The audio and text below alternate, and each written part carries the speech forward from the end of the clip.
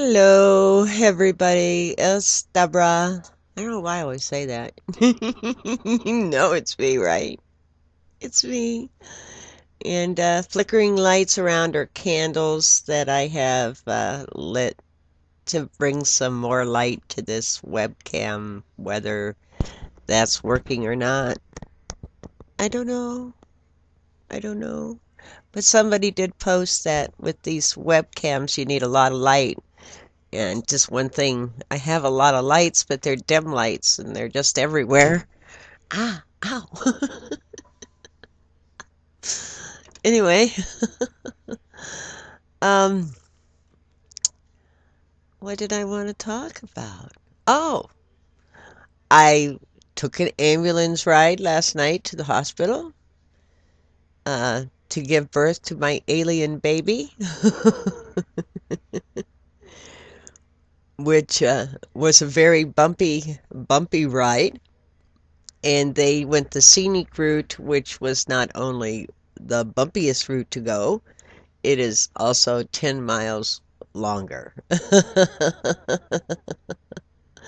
But I was just doubled in half with pain. And I thought maybe I had a twisted intestine or whatever it was. It was just terrible pain. And I mean, it was pain not only in the upper part of my stomach, but in my lower back. I mean, it was a lot like labor. You girls know what I'm talking about. And I thought, oh my God, I am going to have an alien. But I have an intestinal blockage, and it's very it's really high. And they gave me IVs, and they gave me pain medication, which I had not taken my regular pain medication, so I was really in pain for the cancer and for this. And so and I tried to talk to my youngest son because it was so crowded at that hospital. I was in the hallway, and I had my youngest son there. He went there, and I was there an hour before they addressed the pain issue. They were doing x-rays and trying to get blood and, stuff like that. And, I needed pain medication, I mean, I needed it.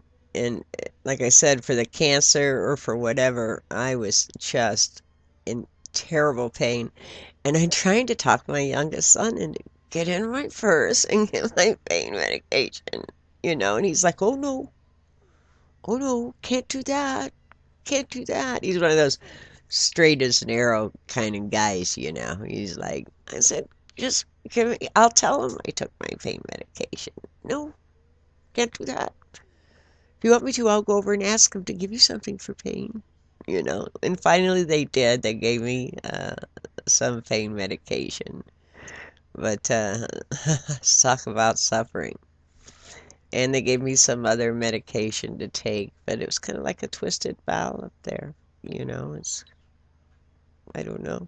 I see my doctor Tuesday, but they said it wasn't life-threatening at this point they weren't going to keep me or anything. They were going to let me go home and want me to drink a lot of fluids and take this medications. And so I'm going to survive. And we had no baby. No alien baby came. So we can't have a contest. If you want to, we can have a contest on his name if he ever does name. Come. But anyway, so I guess what I want to talk to you about tonight, I'm trying to think of different topics I want to talk about. And I feel pretty good tonight, but I've had my pain medication. But trying to think of what I was. Ah, hello. It just fell off my head.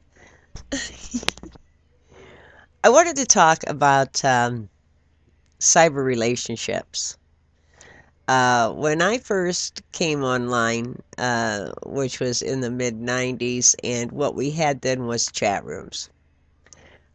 Didn't have video that I knew of. Of course, I was a newbie online and things, but didn't have this video things that you have now. So, you really couldn't see the person that you were chatting with. You were in a chat room or a chat house. I used to go to the chathouse.com, and they had some rooms that were uh, role-playing rooms, and then they had regular chat rooms and, chat rooms about music, and then different topics and things, you know. And I enjoyed the role-playing chat rooms. I enjoyed that just to watch them. They're playing these roles like Tricks and submissive people and Yes Master, and I just enjoyed it. Of course, I went in as a Dom. I definitely wasn't a submissive person, but it was fun. And what I found out about it was that even in regular chat rooms, you got to know someone from their soul. I don't know how to say it.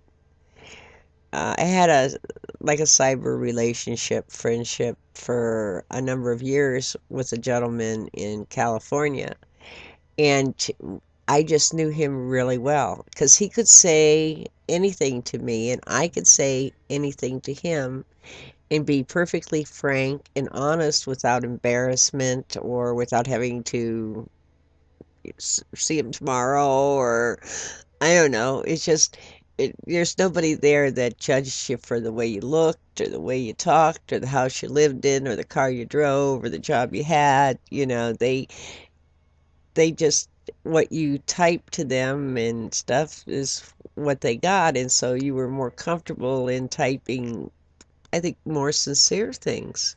Uh, More things that you probably wouldn't tell your real-time friends that you could tell your online friends. So, that's how my cyber relationships started. And my oldest son doesn't understand. He's like, why would you get online and tell people what's going on in your life and stuff like that, And who are these cards coming from? And why do you do that? And da da da da. You have all kinds of friends right here in your real life. Why, and he just doesn't understand the type of relationship that I have on cyber with people, you know. He just doesn't understand that you can do that, and I'm not talking sexual thing, although there has been that in a lot of cyber conversations with people. Not that I've had, but, you know, we've all heard of people leaving their families to take off with somebody they met on cyber and things like that. And mine's never gone quite that far, but I could sit and talk to his name was John, and I could sit and talk to him about things I really couldn't talk to my real-time friends about, and he the same with me. I mean, we could really talk about things, that I don't know what it was, but he knows more things about me than my family knows. And and I still have a link to him and stuff, and but we don't talk very much anymore. Our life's gone a couple different directions, but uh, I think really cyber relationships can be very dishonest, but I think also they can be the most honest and truthful relationships that maybe you'll have in your life. Because, like I said, they'll still love you tomorrow, and you don't have to talk to them or you don't have to face them or anything. And you can tell them things that they understand and that you can share. And so I guess that's my topic for tonight is a cyber relationship. And my question to you is, have you ever had uh, a cyber relationship? And I'm not talking a sexual cyber relationship, but just, I mean, well, certainly you have, haven't you? Just being on YouTube. And like I said, we didn't have YouTube back then or that I knew of. But have you ever had a relationship with someone that is like your best friend and you never met them. So, everything's cool here with Deborah, and, you know, and as long as you keep me drugged, I'm okay. Alrighty, and so it's peace out and shine on. Y'all gotta shine on. And I'll talk to you again real soon. Bye bye.